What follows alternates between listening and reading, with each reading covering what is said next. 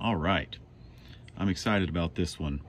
I have not had very many figs that have been caprified this year due to my treatments for the black fig fly. And there's been a lot of debate or discussion around cherry cordial, whether or not it's common. It seems to drop a lot of figs for people, so I had actually started to believe that maybe it needed caprification. But this year we've had several people from across the country who have ripened a few, like more than a few.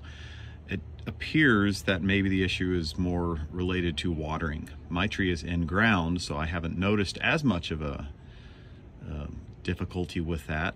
However, I did recently neglect some of my trees, and I did not water this one very much, and all of a sudden I dropped a ton of figs. So this is kind of cool. Take a look at this. All right, they tend to ripen like this when they're uncaprified.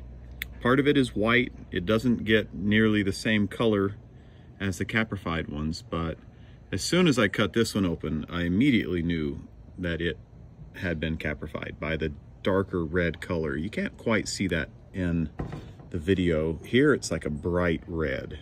Let's put them straight side by side so you can see the difference.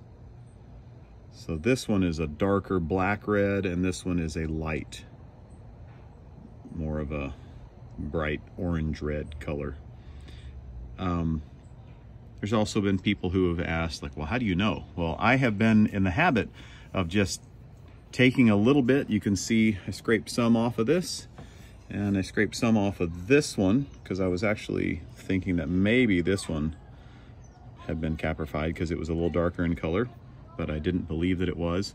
So I scrape some out, I stick it in water, and then I mix it up. Here's the one from the fig on the right. As you can see, all of those seeds are floating, which means they were not caprified. That's the result I expected to see. Now here, from the one on the left that I scraped out, you can see we have some floating seeds and a large amount that have sunk to the bottom. So that's how you can tell whether a fig has been caprified or not, for sure.